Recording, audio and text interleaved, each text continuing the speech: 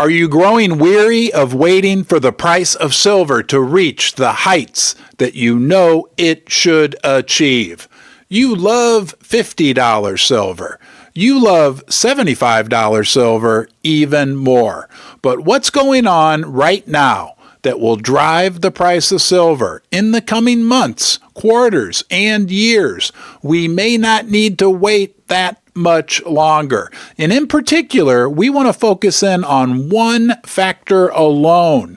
New report that talks about how this one demand factor for silver could single-handedly drive the price higher in the coming decade.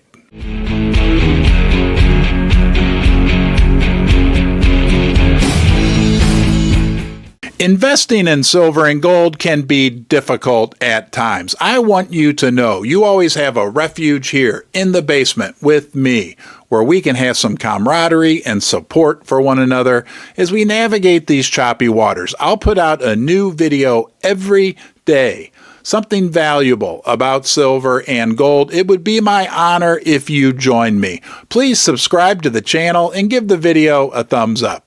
Let's consult an expert. What do you say? We have an article here from Zero Hedge entitled, "Silver is Significantly Underpriced Given the Looming Supply Shortage." This was written by a guy named Michael Mahari from shiftgold.com.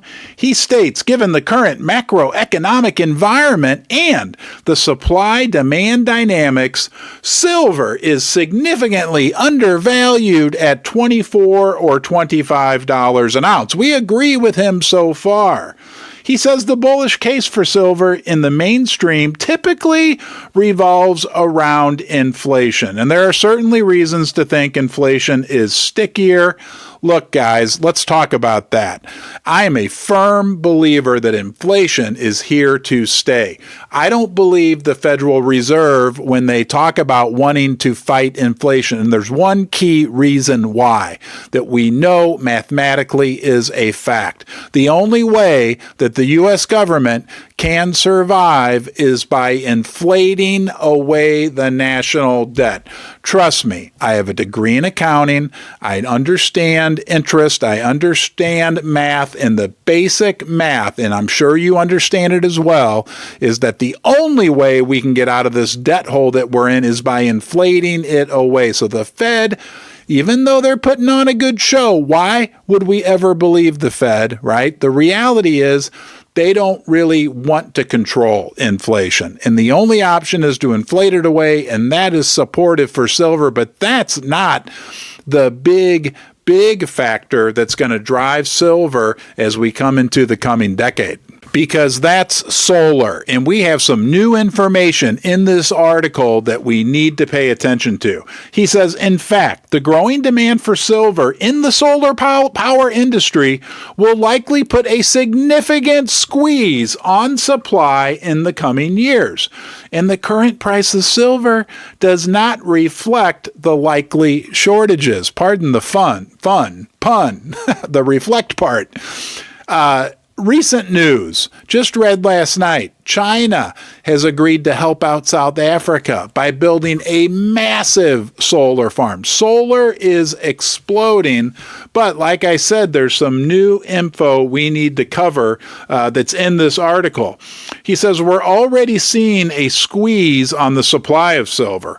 While silver demand set records in every category in 2022, supply from the mines was down by 0.6%. This resulted in an almost 240 million ounce market deficit in 2022. It was the second annual deficit in a row. The Silver Institute called it, quote, possibly the most significant deficit on record. It also noted that the combined shortfalls of the previous 2 years comfortably offset the cumulative surpluses of the last 11 years. Think about that for a second, guys. The deficit in silver supply for the last 2 years absorbed all the surpluses that were generated in the previous 11 years. But it gets more interesting when we hear that production cannot be materially increased over the short term, as it can take over 10 years to commence new mining operations. You just can't turn a switch and start producing more silver.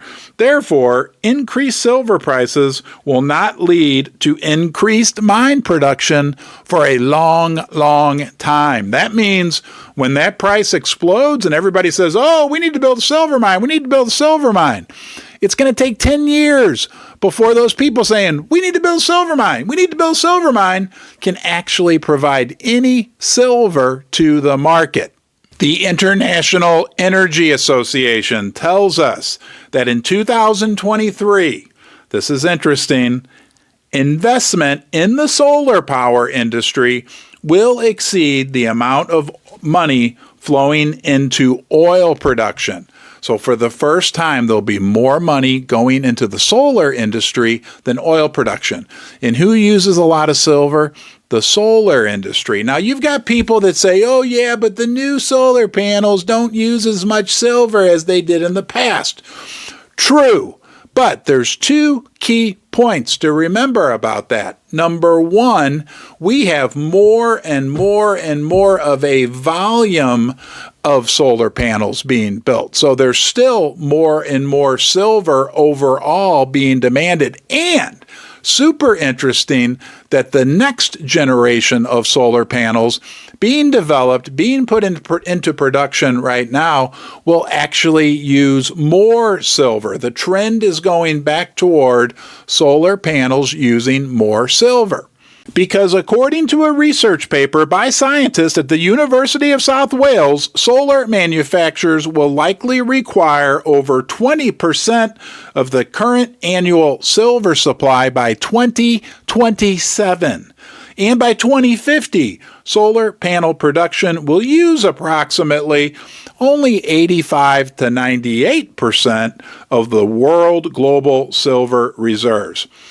A few years ago, analysts projected that the amount of silver used in solar panels would fall, right? We just talked about that. That was the big fear, the big story. After all, silver is expensive and there's a strong incentive to find alternatives. In fact, the amount of silver used in the production of solar panels has been reduced by about 80%. But that trend is expected to reverse, just like we talked about. The Australian paper noted that more efficient N-type technologies now being developed require even more silver than the current PERC cells that make up more than 80% of the current market.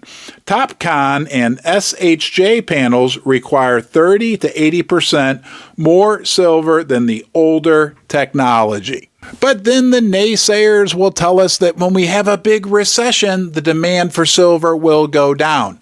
Consider this. The solar panel industry is recession-proof. The countries around the world are going to continue in their green energy revolution despite what may or may not be going on in the individual economies. And we also need to consider the current silver to gold ratio, 80 to 1. That is historically high. That does not reflect the current dynamics in the metals market. Historically, when we've hit that 80, 85 range, the price of silver can rally very strong. Hey, we also know that silver's beautiful. We love it, right? If nothing else, just owning that beautiful white shiny metal is such a great fun hobby thing to have, but at the same time provides you with safety and security.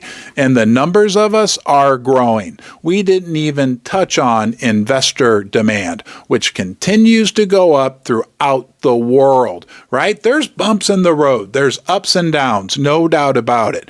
But the overall trend throughout the world when it comes to precious metals is more people are turning to precious metals to protect themselves and to protect their families. Hey, thank you for joining me here in Ron's Basement. We're going to look forward to that $50 silver, and even $75 silver. It's going to happen. We don't know specifically when, right? I don't have a crystal ball. You don't have a crystal ball.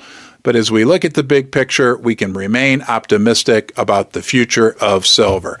Go watch a live, go watch a live stream, and I'll see you soon. Thanks for joining me. Hey everybody, it's Ron from Ron's Basement, live on the log flume with Lily. Lily, say hi.